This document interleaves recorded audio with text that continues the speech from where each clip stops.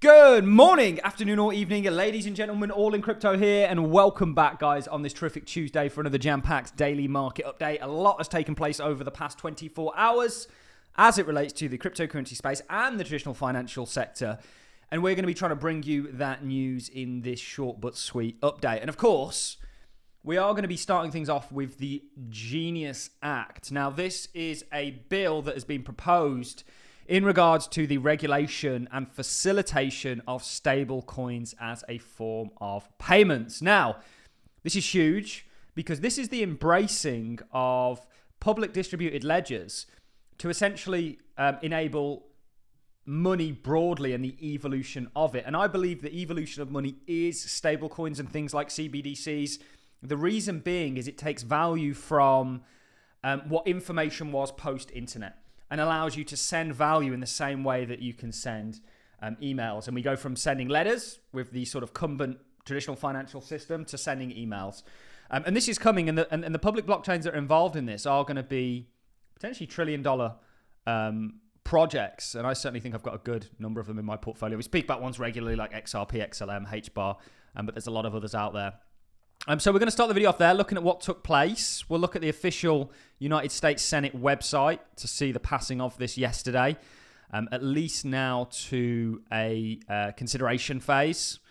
So it's past the first kind of hurdle, if you will. I have to admit I'm not an expert on kind of US politics and how it all works. We'll look at a fact sheet in regards to this. We'll look at some data that shows, according to Fireblocks, 90% of banks are going to be rolling out stable coins. Remember, you want to look at the stable coins or the enablers of those stable coins in regards to the layer one. Stable coins are a big narrative. Then we're going to be diving into some Ripple news.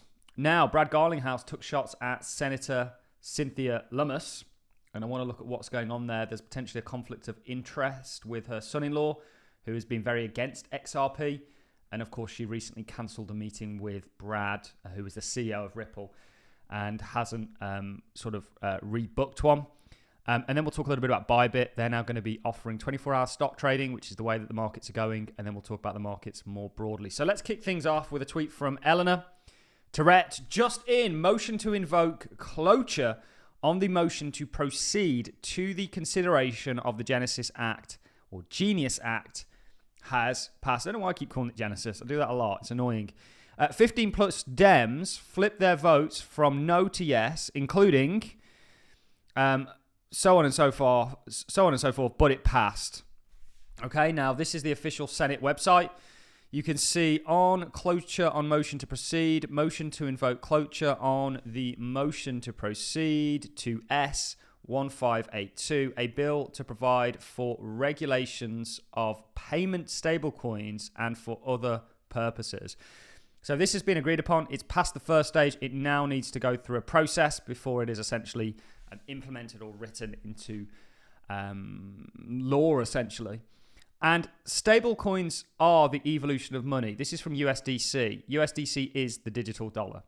And I absolutely agree. And this is a big step. This is from the US Banking Committee. As chairman, Senator Tim Scott said, the Genuis Act is a bipartisan leap forward to protect our national security.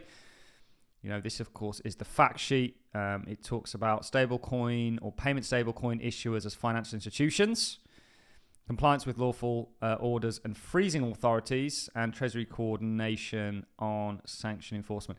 There's an issue right now with the fiat systems in the sense that what backs them up being debt just doesn't want to seem to get a bid. It's struggling. It's inflating and losing perhaps potency in regards to people wanting to purchase it or hold it on in their portfolios. And that's an issue because you end up with yields, the debt being more expensive to service and the debt itself going down. And the debt is the very thing that needs to be sort of kept alive in regards to this whole Ponzi fiat scheme. And what they're going to do is introduce stablecoins to become potentially the largest buyer of treasuries and actually use those treasuries, that debt that's already been used to issue money again, increase monetary supply, potentially stir on a whole economic boom. You know, we're going to do deep videos on all of this. But stablecoins are a key part of the fiat puzzle that they're looking to solve. And it's very ironic that this industry came out to combat the traditional financial systems. I would argue it's doing more to enable them than perhaps anything. But this is a great step in the right direction. This industry is an industry that hasn't even been allowed to become one. I personally am very heavily weighted in my portfolio on cryptocurrencies that I think are going to enable digital money, things like USDC, so on and so forth, and some of the applications around it. And I think you should be as well. I think it's a really strong use case for, or potentially right now, one of the biggest use cases for the cryptocurrency market. And according to Fireblocks, 90% of banks are rolling out stablecoins. Cross-border B2B payments and speed lead the charge. Absolutely. This is coming. You're going to see the floodgates open up and the use and utility of distributed ledgers really come to the forefront with all of this. Let's talk about a little bit of drama. Now, this is from, so big news that, by the way, on the Genuis Act. This is from, because it's part of, it's not every day that money completely changes form, and a overhaul of the entire system is enabled, and you can invest in the technology that does that. Anyway, this is from Brad Garlinghouse. So Brad Garlinghouse, CEO of Ripple, heading to DC to champion sensible pro-crypto legislation around stablecoins and market structure. And I'm very encouraged to see our elected officials look at crypto as it should be, a multi-chain industry. That said, here we go. Senator Cynthia Lummis, as chair of the Digital Assets Subcommittee, so she's the chairwoman, cancelled a meeting with me and won't reschedule. As a leader in Congress and senator from one of the most crypto-friendly states, Wyoming, I hope you will reconsider and be a leader for all of crypto. I invite you to join me on an X Space anytime or a live convo on stage at one of the many events we cross paths at, to talk about how to make the US the crypto capital of the world, as is the goal of the Trump administration. I will continue to do everything possible to support that goal. He's kind of taking shots here. People have dug. There's a son-in-law. So this is Senator Cynthia Lummis' son-in-law, thinks about XRP. If she has the same view, you can understand why she may not want to meet Brad Garlinghouse. Imagine the effects of her inner circle and criticism. This is from Will Cole, who's a son-in-law. This whole ordeal surfaced something I had completely forgotten about. Yes, XRP Ripple is a centralized joke of a scam. Security fraud is the least of their issues. I don't agree that it is a scam. He goes on to say, I'm super proud of what we accomplished. This is not one I would want to celebrate personally. A massive pre-mine with founders greedier than any central bank, and a company that has continually obfuscated their connection to XRP to the point of outright lying. So you can, is there a crossover here? There's a lot of these actually about. People have done some digging on it.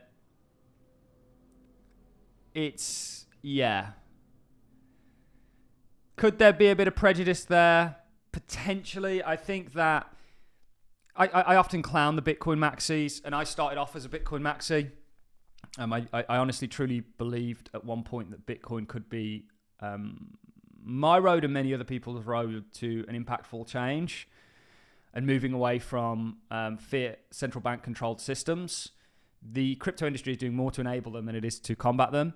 And Bitcoin, please go and read Roger Ver's book. Bitcoin, you cannot reasonably suggest that Bitcoin can be a practical money at this point.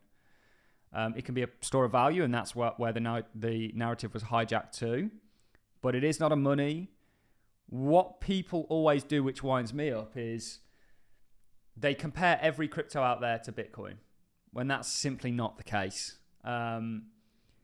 Bitcoin is unique, very special. I'm a maximalist in that sense, but at the same time, the application for a distributed ledger doesn't just stop and start there, and not every distributed ledger should uphold the principles that Bitcoin tried to embed into the world. And actually, those principles, the maxis kind of are perpetual hypocrites because they no longer even believe in Satoshi's vision, and where Bitcoin is miles away from it. So just some interesting drama. We'll see if there's anything that progresses out of this. Some interesting news from Bybit. Justin, Bybit has become the first major crypto exchange to offer direct global stock trading with USDT, launching access to 78 top equities like Apple, Tesla, and Amazon. This is very interesting. This is where the world of kind of investing is going. It's going to be every stock will be tokenized. Every asset generally will be tokenized, and we're still yet to see that. Money itself will be tokenized. And you want to look at the cryptos that are going to enable all of that. Talking about a little bit of price action, really all Bitcoin's done is basically complete the falling wedge, retrace the entire move, and run into some resistance, of which I think it's going to continue to push through. We did look at a potential inverse head and shoulders setting up here that sees Bitcoin go to 136,000. That's in line with my macro view of where this space is heading. It's interesting. One sector that I'm really looking into at the moment is quantum computing. We're discussing some quantum computing stocks with the Patreons. Certainly there's one or two that we're looking at rather zealously right now that I think are going to do very well. But just stick to the plan when it comes to crypto. You know, this next leg for Bitcoin is on the cards, for the total market caps, for the altcoin sector generally. And you want to be on board for that journey because it could be quite explosive. A lot of these have just come out of accumulation and now looking for that continuation. And remember, this asset class hasn't even been allowed to become one. We're on the cusp of that. And things like the Genuis Act are a great step in the right direction. That's it from me, guys. I'm going to love and leave you. Thanks, everyone, for watching. And I'll see you all in the next one. See you soon.